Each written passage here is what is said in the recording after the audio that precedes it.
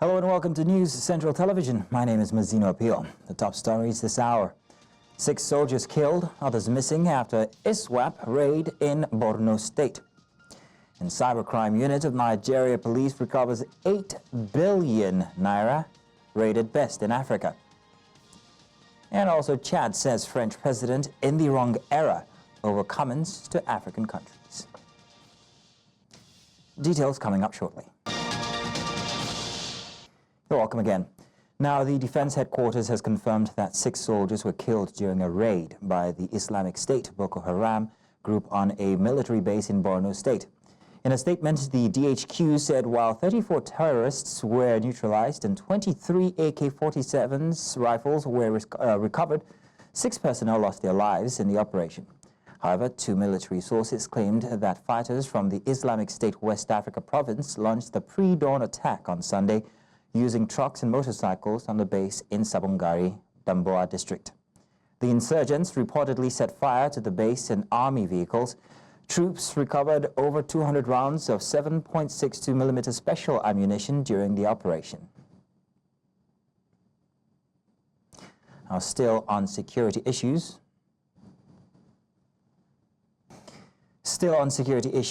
Following Governor Seyi Makinde's warning on Monday regarding the increasing influx of bandits into Oyo State, security agencies across the southwest have intensified efforts to address the threat. Key measures include heightened border patrol and strengthened collaboration between the police, Amoteco, and military forces in the region. On Tuesday evening, security chief in Oyo State held an emergency meeting to formulate new strategies. Attendees reportedly included representatives from the military, police, civil defense corps, and Governor Makinde's security aides. Makinde issued the warning during the 2025 interfaith service, assuring citizens that the state government is fully committed to rooting out and eradicating the bandits. And more security matters. The Nigerian police force say that over 750 persons were arrested in 2024 for alleged cybercrime, as it recovered about $3.2 billion, which has been returned to the victims. The force's public relations officer, while reeling out the achievement of the police cybercrime center for the previous year, says that over $115,000 in various bank accounts and cryptocurrency wallets were also frozen. News Central's Idong Joseph has more on the story. Efforts to combat crime in 2024. The police reported that over 8 billion naira were recovered, which include more than 1 billion naira recovered on behalf of the Enugu State government. I recovered a sum of 8,821,1,881 naira 80 kobo. And of course, $84,000 and 115 to 37.91 USDT, that is cryptocurrency. In case of Enugu, we recovered more than 1 billion naira from a procurement fraud. While the recovered funds, according to the police, have been handed over to the respective victims, it adds that several arrests and recoveries were also made throughout the year. In 2024, the Nigerian Police Force National Cybercrime Center coordinated and executed several high-profile operations, leading to the dismantle of about 5,049 malicious domains and networks and major cybercrime syndicates operating within and beyond Nigeria's borders. In another case, the police apprehended 4 suspected internet fraudsters who specialize in compromising business emails to defraud companies, divert funds, and hack WhatsApp accounts to extort money from unsuspecting victims. The suspects, upon their arrest, have confessed to their roles in perpetrating the crime, and efforts are ongoing to recover the money fraudulently obtained. These are the people. They hacked into somebody's WhatsApp. The police are urging citizens to cultivate a culture of cyber awareness and promote responsible online behavior. Citizens are also being tasked to remain vigilant and exercise caution when sharing sensitive information online. In Abuja for News Central, I am Idong Joseph. Now, the Nigerian police have commenced investigation into the tragic incident which unfolded at the Kuchibuyi district of the Buhari Area Council in Abuja, where an explosion rocked the school premises on Monday. Eyewitnesses say several persons were affected, with the police confirming 2 dead. News Central's Joshua Marai visited the community to assess the situation on ground and filed in this report. On eating soybean meal and misplaced footwear tell the story of this tragedy. The explosion rocked the Sani Othman Islamia School in the Kuchibuyi district at Buhari Area Council in Abuja. The incident, which is the first of its kind in the community, claimed the lives of 2 students and left others injured. Yesterday, around 11 to 12, I dey come back for fun. As I do the road, I hear sound for gun. I don't know whether na gun, whether na waiting. I even say na this quarry people where they are bring stone. I just in a den. I rush con. As I rush con, I can't reach main road. I can't see outside people they run to go. I must say I rush go there. I can't see people from the ground. Yeah, na I fish man. One day I said, "So do mama na lamarin." I tell me come na. Cabin there for them. The Governor State and again for them. The district head of the community was a victim of abduction by kidnappers about 2 years ago.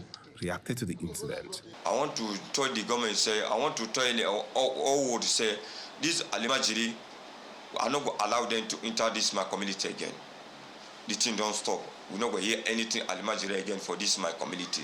I want to beg my men to to get police station for this our community. The Assistant Inspector General of Police in charge of Zone 7 and the FCT Commissioner of Police visited the scene also to assess the situation. This is not bomb blast. I cannot say this is bomb blast at all, because we are still investigating. This school was built for this nomadic education by the federal government of Nigeria, as it then was. So you can see some people has converted it to an Islamic school. As investigations continue, the community remains on edge, hoping for swift action to prevent such tragedies in the future. Authorities are calling for increased vigilance and cooperation from the public to ensure safety of all residents. In Abuja for News Central, I am Joshua Imadai. Now, President Bola Tinubu has returned to Abuja after nearly 3 weeks. The Nigerian leader was welcomed by his Chief of Staff, Femi Gbajabiamila, the National Security Advisor, Nuhu Ribadu, and other top security officials. On Tuesday, Tinubu attended the inauguration ceremony of Ghanaian President John Mahama in Accra before returning to Nigeria. During this time away, Tinubu also visited Enugu State, his return home as the Senate continues deliberations on the 2025 Appropriation Bill, which he presented 3 weeks ago, and the contentious tax reform bill.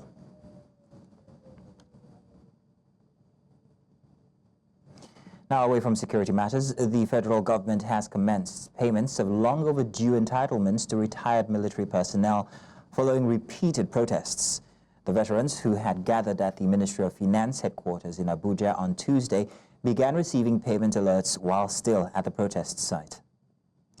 They subsequently dismantled the canopies and chairs blocking the ministry's entrance and began leaving the area. The retirees had barricaded the entrance as early as 7 a.m. on Tuesday, demanding full payment of their entitlements. This latest protest followed a similar demonstration in December, when they shut down the ministry over unpaid claims.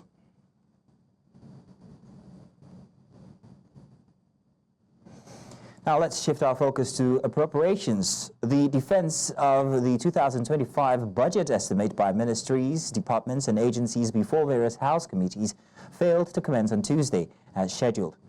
As of about 5 p.m. on Tuesday, there was no sign of any activity at the various committee rooms in the House, where the budget defense was expected to take place. A tour of the community, or rather the committee rooms, showed an empty House, while the National Assembly complex appeared unusually quiet and devoid of its typical bustle. The reason for the delay remains unclear, but it is speculated that the absence of most members of the House who may still be observing the Christmas and New Year holidays could be a contribution factor. The House is expected to resume plenary on Tuesday, 14th January 2025. Now let's take a break. And coming up, more on the other side.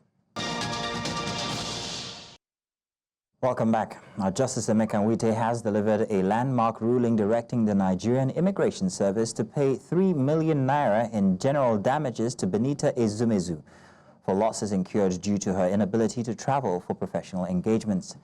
The Federal High Court held that the failure to issue Ezumezu's passport 14 weeks after fulfilling all requirements, including biometric enrollment on 6 October 2022, violated Section 94 of the Immigrations Act 2015 and infringed upon her right to freedom of movement. The court ordered the immediate issuance of her passport and awarded damages, marking a significant case that recognizes a passport as an official identity document and establishes delays beyond 6 weeks as a legal breach. The precedent empowers applicants to seek redress for undue delays in passport processing, potentially reshaping the accountability of the Immigration Service.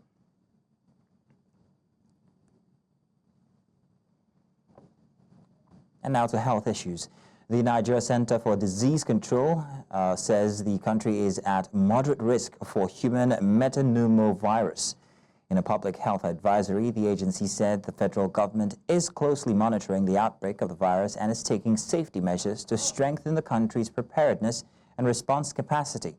The NCDC said it conducted a risk assessment for the HMPV in collaboration with the Federal Ministry of Health and partners such as the World Health Organization, the U.S. Center for Disease Control and Prevention, and the UK Health Security Agency. While there are claims in some quarters that the World Health Organization has declared HMPV a public health emergency for international concern, the agency described is as false and should be disregarded.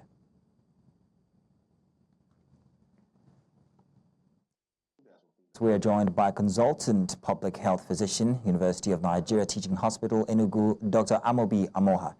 Dr. Amobi, you're welcome. Thank you very much for joining us this afternoon. I'm going to go straight and ask, what is the current global distribution of human metapneumovirus? And are there any high-risk regions or populations, you think? So I was asking about what you think about the prevalence. Can you hear me? Yes, I can hear you, Dr. Amobi. We're asking about the prevalence of the virus, this new virus, and whether you think that we are at high risk or not. Your account, please. Oh, we'll bring you that conversation much later inside of this bulletin. Do bear with us. Now, still in health matters, cervical cancer is a preventable type of cancer, yet it continues to affect thousands of women worldwide.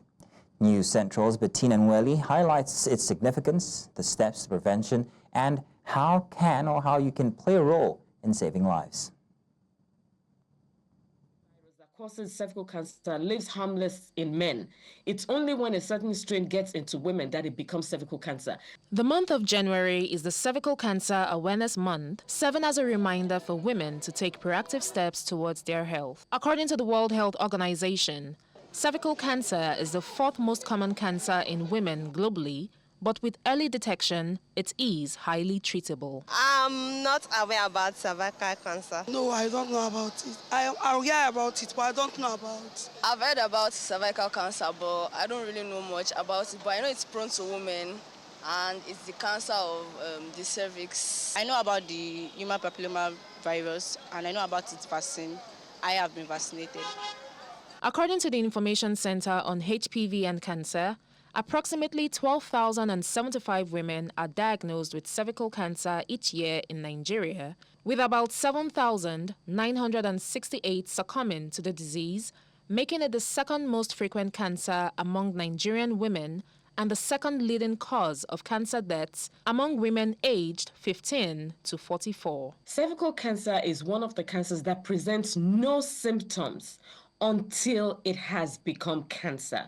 That is why we're, ringing all the bells, knocking on doors, letting people know that cervical cancer is preventable.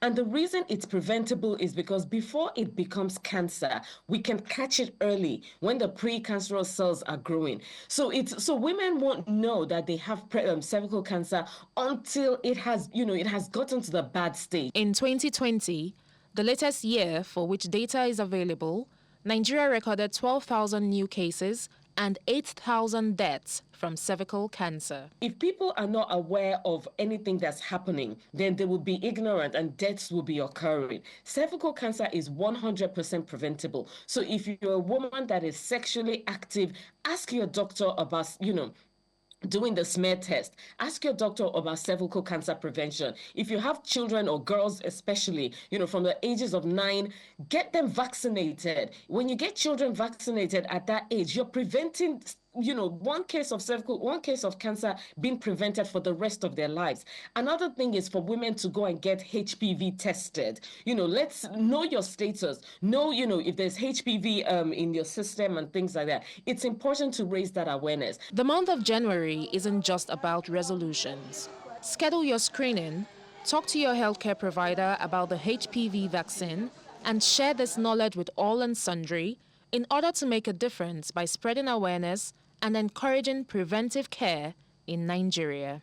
In Lagos, for News Central, I am Bettina Unwili.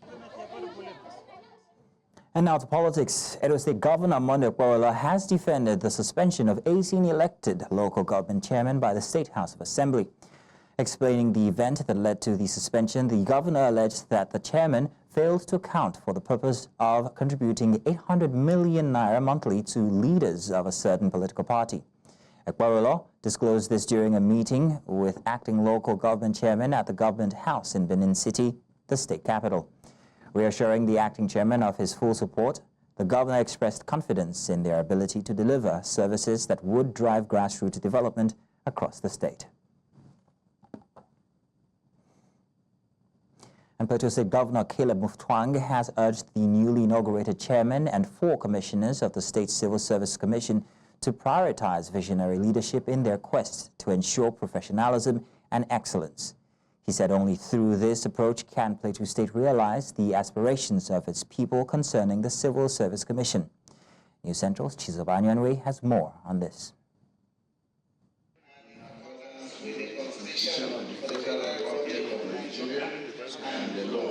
The gathering of government officials, family and friends under this roof was to witness the swearing-in ceremony of the newly inaugurated commissioners of the Plateau State Civil Service Commission as they prepare to begin their assignments. Represented by his deputy, the governor tasked the commissioners to revitalize and reposition the civil service while addressing issues such as absenteeism and dereliction of duty.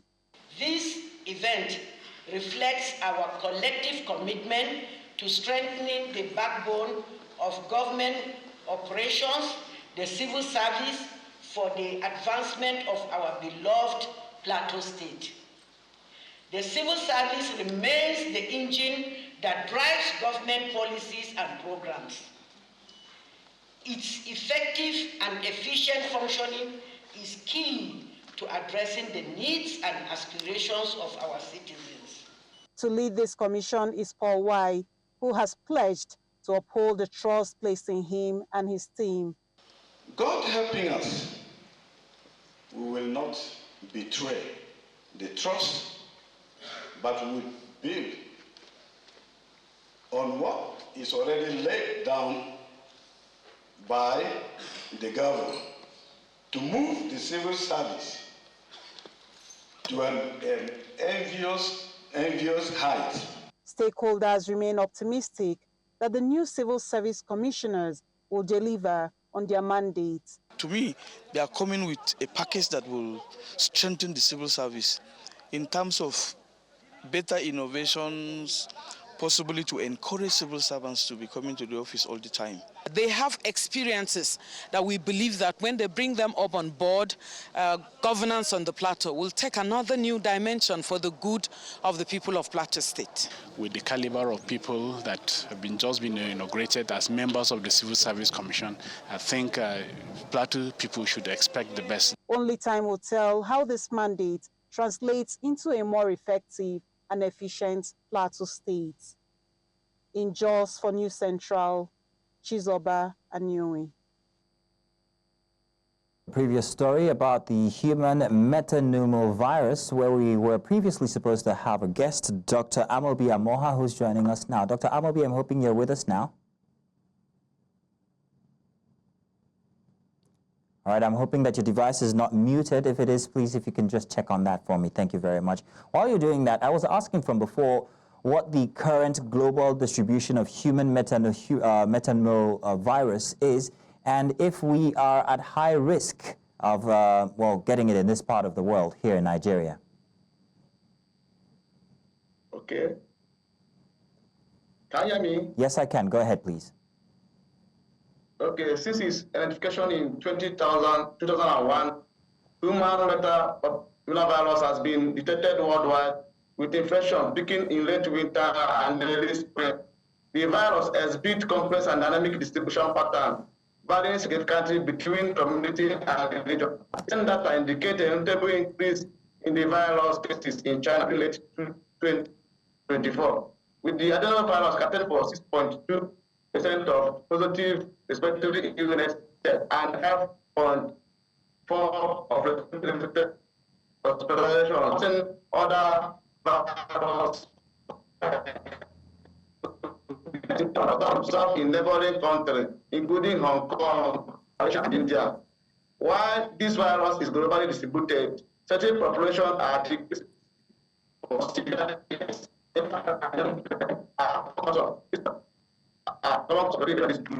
Potentially leading to conditions like bronchitis. Unfortunately, we won't be able to continue with that because we're having very poor connection with Dr. Amobi. But moving on now. Now, about 5,000, or rather 5,200 rural women across the 44 local government areas of Kano State have received startup capitals to support their businesses. The Kano State governor, while handing the sum of 50,000 naira to each of the beneficiaries at the Coronation Hall of the Government House in the state capital, says that his administration will continue to prioritize the empowerment of women at all levels. News Central's Emmanuel Bagudu reports. A routine now becoming more common within Kano State. It's also a show of delight and gratitude for many of these women expected beneficiaries of the state government business support scheme. Top government officials in attendance say that the role of women in nation building cannot be overemphasized. Our mission in the Konkosia movement is to uplift everyone to become equal in the society. Everyone is beyond poverty. Everyone can be governor, everyone can be president, everyone can be council chairman. The Kano State government says that the intervention is part of the government's strategy to boost small and medium-scale enterprises in the state. We, as a government, reasoned that you stand a higher chance of creating wealth in our society when you are not indebted. We hope you will reciprocate our magnanimity by investing wisely and working hard to break out of the poverty cycle. As your government, whom you have entrusted with your popular mandate in 2023, I will be the happiest person to see that by next year, inshallah, most of you have become employers of labor in your locality through this program. The state government says that the women will be clustered into cooperative societies so that they can be mentored and effectively trained to gain entrepreneurial skills. In Kano, for News Central, I am Emmanuel Bagudu. Now, language is a fundamental element of culture, reflecting one's heritage. In Igbo land, the preference for the English language over Igbo has become a major concern, sparking conversations on how to reverse this trend and better preserve the culture. News Central's Chinwe Ogele attended a recent event where stakeholders shared their thoughts on the way forward. Standard International Secondary School. So, what more like when I'm not in school? Can you like I like drawing. This is how many children in the southeast speak the Igbo language today. These women gathered under the auspices of the Igbo Women Assembly share a common goal to protect and promote the Igbo culture. Professor Nkechi Haike in her presentation emphasized that the hope of preserving the Igbo language lies in ensuring the younger generation can communicate fluently in their indigenous tongue.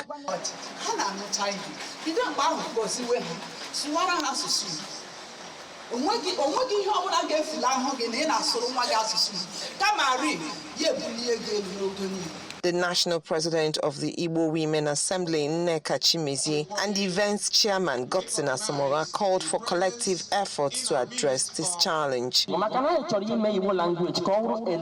for trade.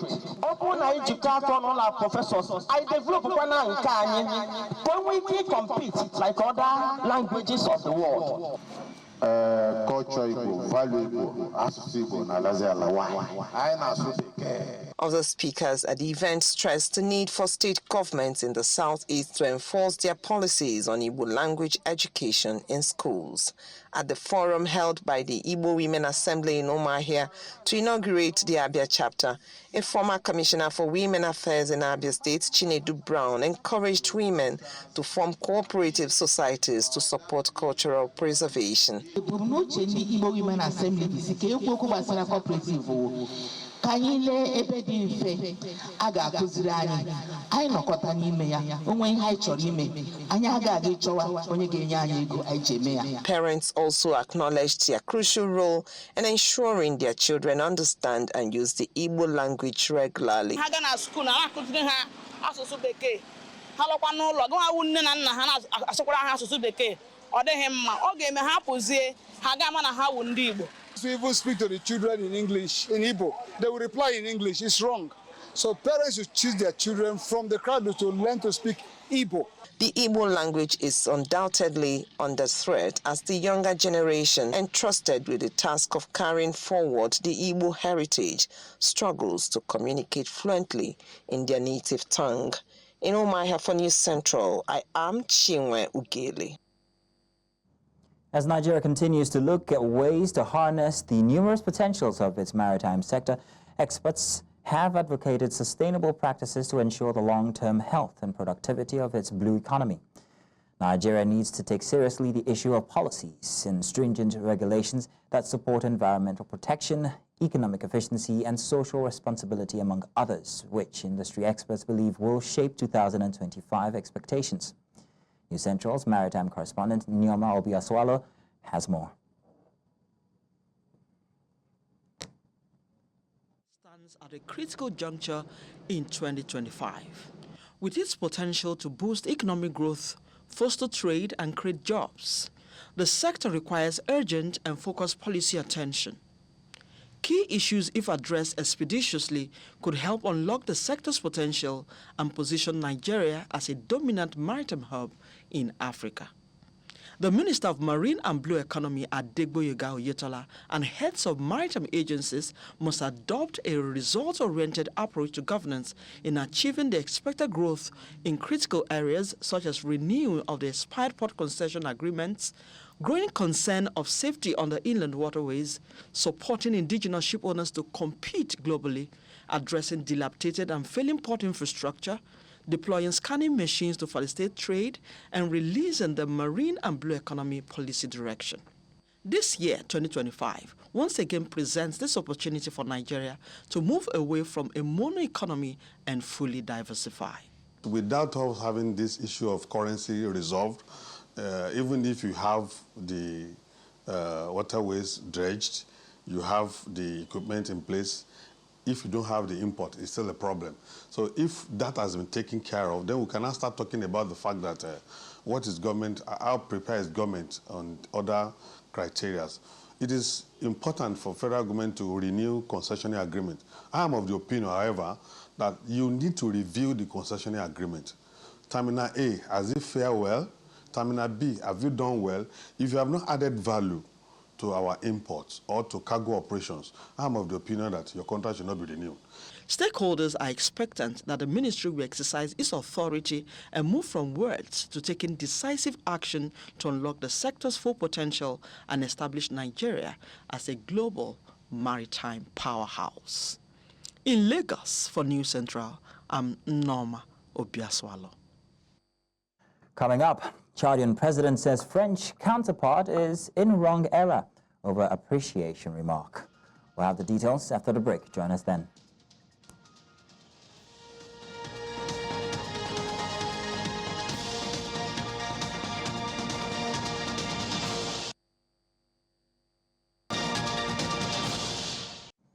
Welcome back again. Now, Chad's President Mahama. Apologies. Let's begin again. Chad's President Mahatma Idris Deby Itno has accused Emmanuel Macron of being in the wrong era, following the French president's comments that African nations forgot to appreciate his country's military deployment in the Sahel to combat Islamist insurgency. France began its military operations in Mali and the Sahel in 2013, targeting insurgent groups. However, its military presence in Africa is being reconfigured after being expelled from Mali, Burkina Faso, and Niger, all governed by junta hostile to Paris. Senegal and Côte d'Ivoire have also requested the withdrawal of French military bases from their territories. Mon indignation vis-à-vis des propos tenus récemment par le président Macron qui frise le mépris envers l'Afrique et les Africains. Je crois qu'il se trompe d'époque.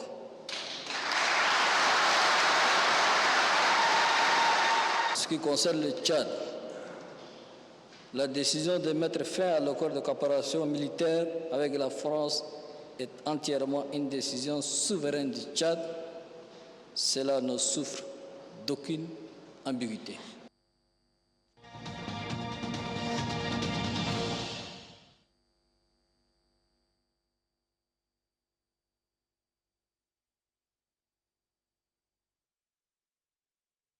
Now, Los Angeles has declared a state of emergency as a wildfire rapidly expanded from 10 to over 2,900 acres within hours, forcing over 30,000 residents to evacuate and threatening 13,000 structures. Fire Chief Christine Crowley confirmed that the blaze broke out on Tuesday at about 10:30 a.m. in the Pacific Palisades area. Footage shows homes consumed by flames and residents escaping on foot. Los Angeles County Fire Chief Anthony Marone has warned that the Pacific Palisade remains at high risk. Meanwhile, a second fire has ignited near Altadena, approximately 40 kilometers inland. Millions across California remain under a red flag warning, indicating extreme fire danger as conditions worsen. And Taiwan's military has launched a 3-day combat readiness exercise ahead of the Lunar New Year, showcasing its defense capabilities amid rising regional tensions. At an Air Force base in Taichung, the military has demonstrated the installation of missiles onto its indigenous defense fighter jets and highlighted the operational readiness of the Patriot missile defense system. The drills underscore Taiwan's efforts to strengthen its combat capacity as it faces increasing military pressure from Beijing. The exercise comes as Taiwan continues to enhance its defense strategies, emphasizing its preparedness to protect its sovereignty and deter potential threats. This demonstration of military readiness serves as a clear signal of Taiwan's commitment of safeguarding its national security during a critical period.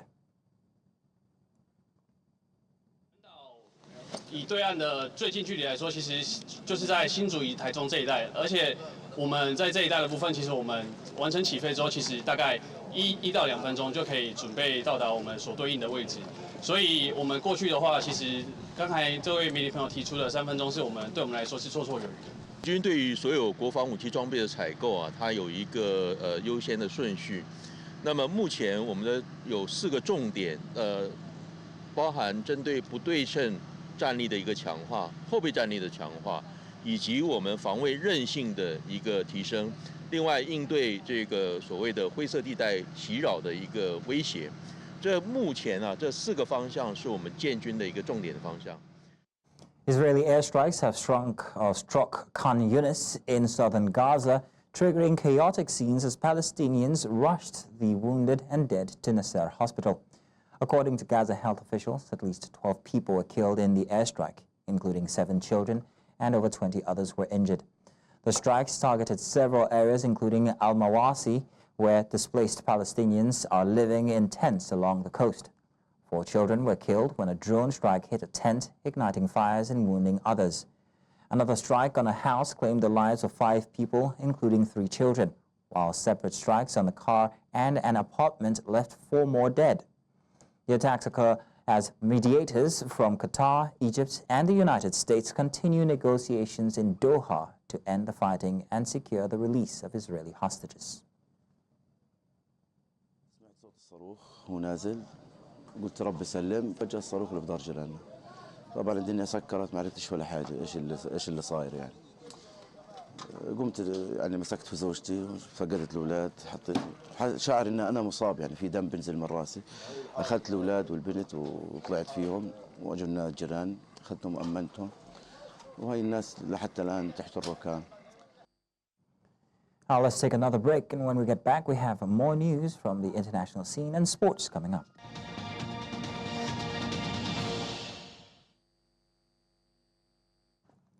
Business now.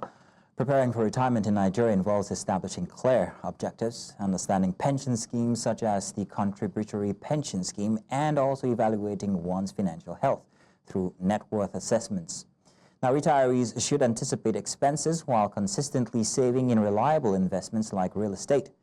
It's essential to build an emergency fund, update estate plans with wills or trusts, and nurture non-financial aspects such as social connections and hobbies. Staying informed about economic trends, currency values, and also government policies is crucial for retirees to effectively adapt to changing financial conditions. Now, Eyang Sami Rube, founder of the Bloombox platform, joined us on Business Edge to discuss these topics and explore how potential retirees can set their retirement goals. Because that will then inform what you need to put aside towards it. And in all of this, you do have to have a budget.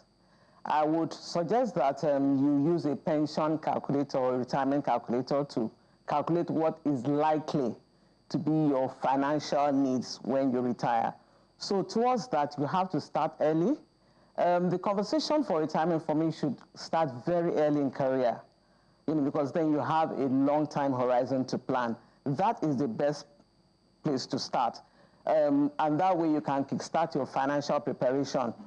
With law of compounding of interest, you are able to do pretty well by the time you retire. So yes, it's important to set very clear goals. You should have a pension manager, and I assume that if you are in employment in the formal sector, you are under the contributory pension scheme, in which case you do have money set aside for you every month towards your retirement. But it's good to have at the back of your mind what is likely to be your financial needs when you retire. So most of the pension fund administrators have what we call the pension calculator on their website. It would be helpful to go there, plug in your figures, your number of years, and it gives you an idea of what you're likely to need at the time you retire.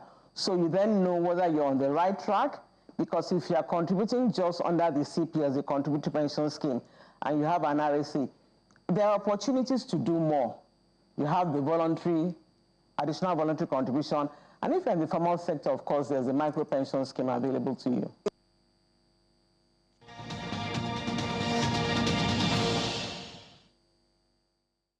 In our sports, top seed Ben Shelton was stunned by Czech teenager Jakub Mensik in the second round of the Auckland Classic on Wednesday, losing 7-6, 7-2, 4-6, 7-5. The world number 21 American, playing his first match in nearly 2 months, struggled with consistency against the powerful 19-year-old Mensik. After more than 2.5 hours of intense play, Shelton's swerve was broken for the first time in the 12th game of the third set. Shelton, who had a bye in the first round, now heads to the Australian Open with limited match play. Mensik, ranked number 49, will next face 7th seed Nuno Borges in the quarterfinals. The top 4 seeds all fell in the second round. France coach Didier Deschamps confirmed on Wednesday he will step down after the 2026 World Cup, marking the end of his long tenure. Deschamps, France's longest-serving national team coach, said it was the right time to leave after ensuring France remains at the top level of international football. His contract expires in 2026, and he emphasized the importance of knowing when to step away. Under his leadership, France won the 2018 World Cup and the 2021 Nations League and reached the 2022 World Cup final. Le moment de... Parce qu'on m'a posé la question aussi, c'est pas quelque chose qui était préparé, calculé, puisqu'on était sur un JT à TF1 pour les pièces jaunes. Comme c'est quelque chose qui est très clair pour moi dans ma tête depuis bien longtemps, j'ai juste clarifié, mais c'est pas pour demain, dans une semaine ou dans 3 semaines. Il y a encore de belles échéances devant nous et avec toujours la même détermination et la même exigence pour avoir les meilleurs résultats possibles. Non, mais toutes les bonnes choses ont une fin, il faut savoir dire stop aussi. And that's all this hour. But before we go, let's take a look at some of the top stories we brought your way. 6 soldiers have been killed, others missing after ISWAP raid in Borno State. And also, cybercrime unit of the Niger police has recovered 8 billion naira, rated best in Africa. And we are also told that Chad says French president is in the wrong era over comments to African countries. Remember now, you can watch News Central live on DSTV channel 422, Star Times channel 274, Avo TV, and of course on YouTube. Many thanks for watching. My name is Mazino Appeal.